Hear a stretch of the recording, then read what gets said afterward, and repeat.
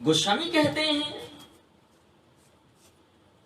देवी पार्वती इधर तप कर रही हैं और उधर क्या होता है, कथा को श्रवण करने के बाद जब महादेव को शांति मिली तो उन्होंने भी कैलाश में समाधि लगा दी, वो भी तपस्या में बैठ गए। हाँ,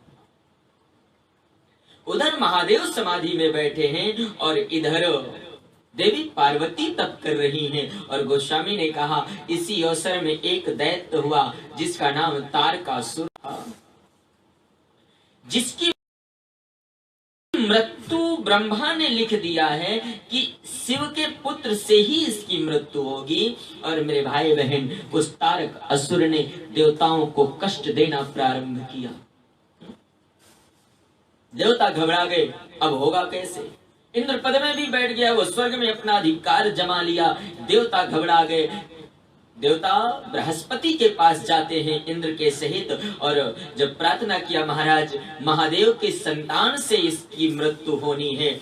लेकिन महादेव तो समाधि में बैठे हैं, उनको पाने के लिए देवी पार्वती तप कर रही हैं, पर महादेव जब समाधि से उठे तब तो इनका विवाह हो। हाँ। और मेरे गोस्वामी जी कहते हैं देवताओं ने कामदेव से प्रार्थना किया और कामदेव से कहा कि तुम जाकर के शिव के ध्यान को डिगाओ, क्योंकि जब वो समाधि से उठेंगे तब तो जाकर के, जब शिव समाधि से उठेंगे तब तो जाकर के वो विवाह करेंगे ना, तब तो हम उनसे प्रार्थना करेंगे कि प्रभु आप विवाह करो। मानसकार कहते हैं कामदेव भगवान शिव के पास जाते हैं, लेकिन कितना सुंदर भाव, महादेव ऐसे देवता हैं कि एक काम क्या करोड़ों काम भी अगर एक साथ चाहें तो शिव का कुछ भी नहीं हो सकता, महादेव के जीवन में परिवर्तन नहीं आ सकता है। कामदेव उसी जगह पर अपने सारी समाज के साथ पहुंचते हैं जहां महादेव तप कर रहे, जहां महादेव तपस्या कर रहे थे। और जब कामदेव क्रोध में आकर के श्वासों को खींचना प्रारंभ किया है तो मेरे तुलसी ने गाया है, भय काम बस जोगीस तापस पामरन की कोका है।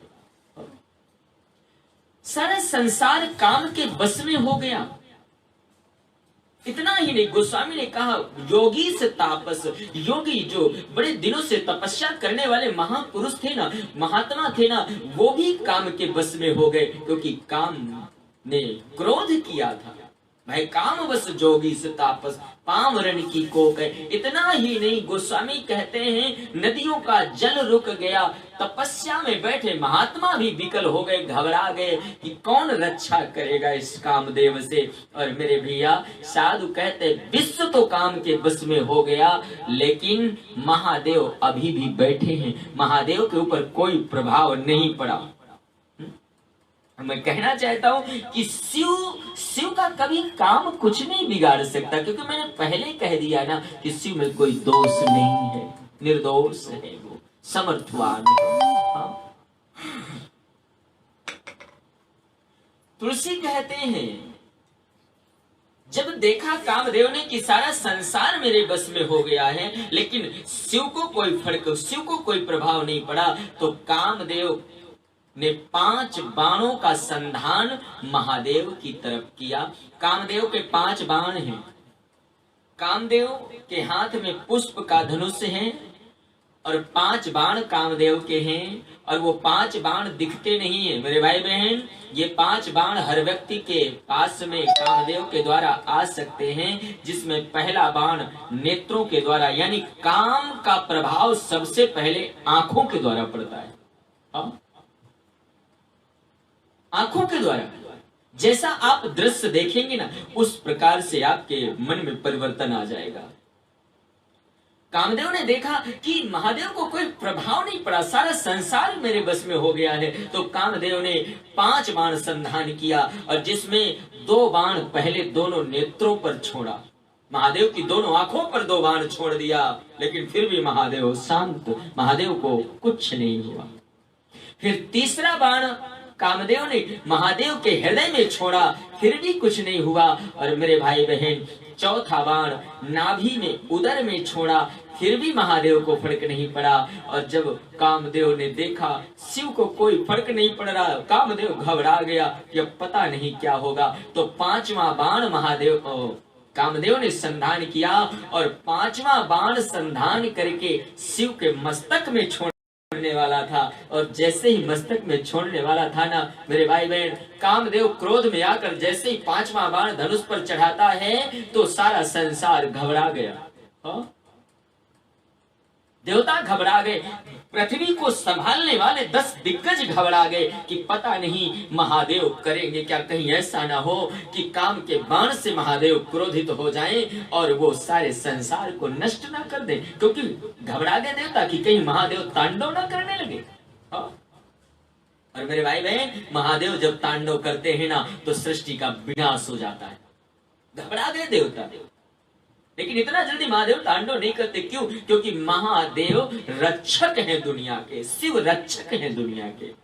इसलिए मेरे तुलसी ने सबसे पहले राम कथा में शिव चरित्र को लिखा, क्योंकि शिव चरित्र के बाद ही राम कथा के प्रति अनुराग बढ़ता है, प्रेम बढ़ता है।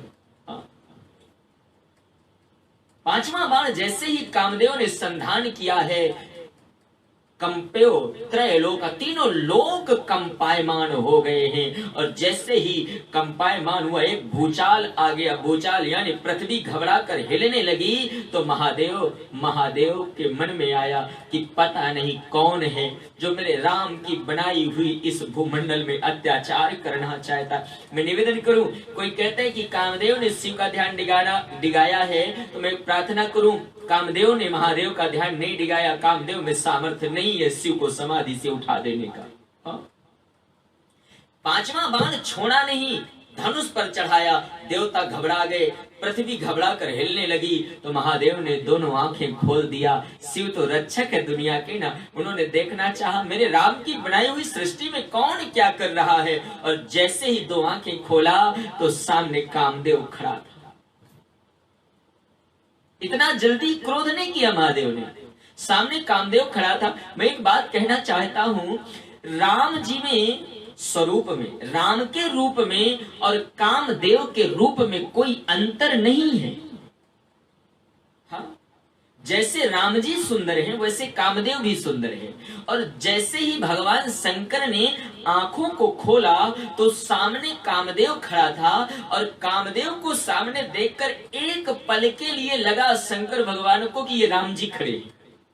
एक पल के लिए, एक क्षण के लिए लगा शिव जी को कि मानो राम जी मेरे सामने खड़े हैं। और जैसे ही राम जी समझकर महादेव ने कामदेव को देखा है, कामदेव घबरा गया। क्योंकि काम में सबसे बड़ी एक कमी है कि काम हमेशा डरावना होता है, भयभीत होता है। काम हमेशा भयभीत होता है। और मेरे भाई बहन, काम में सामर्थ्य नहीं होता इतना, बड़ा भयभीत होता है।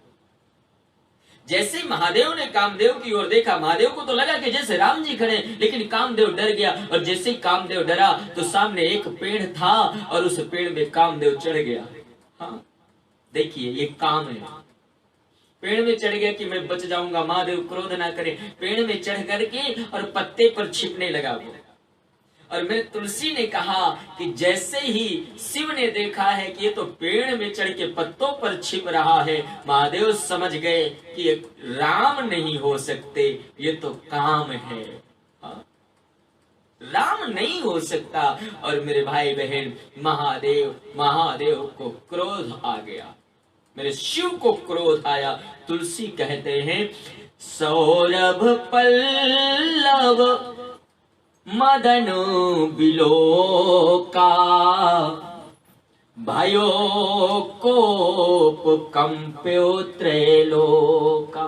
गोस्वामी ने कहा, सौरभ पल्लव मदन बिलोका, भयो कोप कंप्यो त्रैलोका। जैसे ही कामदेव को वृक्ष में चढ़ा हुआ देखा, महादेव को क्रोध, महादेव के लाल नेत्र हो गए। और मेरे भैया, दो नेत्रों से देख रहे थे कि ये कामदेव है। और जब शिव को क्रोध आया तो शिव ने क्या किया, तब शिव तीसर नयन उघारा, चितवत काम भयो जरी छारा। तब शिव तीसर नयन उघारा, चितवत काम भयो जरी छारा। जैसे ही महादेव ने अपना तीसरा नेत्र खोला है, कामदेव पेड़ में था और वृक्ष में ही वो वृक्ष सहित जलकर भूमि पर गिर पड़ा। हाँ, मेरे भाई बहन, मैं निवेदन करना चाहूं, महादेव ने तीसरे नेत्र से काम को जला दिया। इस संदर्भ को समझना बहुत जरूरी है। तीसरा नेत्र, मैं अगर आध्यात्मिक जगत पर विचार करता हूं, अपने भगवान की दृष्टि पर विचार करो, अपने गुरुदेव भगवान की, तो तीसरा नेत्र क्या है? तीसरा नेत्र ज्ञान का नेत्र है। हाँ, और वो सबके पास है। जब आपके जीवन में एक प्रार्थना करो, जब आपके जीवन में कभी क्रोध आए ना, कभी वासनाएं आए, विशेष कभी क्रोध आए, या आपके जीवन में कभी मोह आए ना, तो आप ज्ञान रूपी नेत्र को खोलना। क्रोध आए ना, तो ज्ञान क्या है? जब क्रोध में आप नुकसान करने वाले हो, उस समय एक पल के लिए थोड़ा शांत हो जाओ और सोचो इस क्रोध से होगा क्या, तो अपने आप वो शांत हो जाएगा, क्योंकि ये ज्ञान का नेत्र है। क्रोध, काम, लोभ, मोह को अगर जलाना है तो हमें ज्ञान रूपी नेत्र को खोलना पड़ेगा। और वो नेत्र कहाँ? मस्तिष्क में ही रहता है, माथे पर रहता है। हाँ, ज्ञान अग्नि है वो।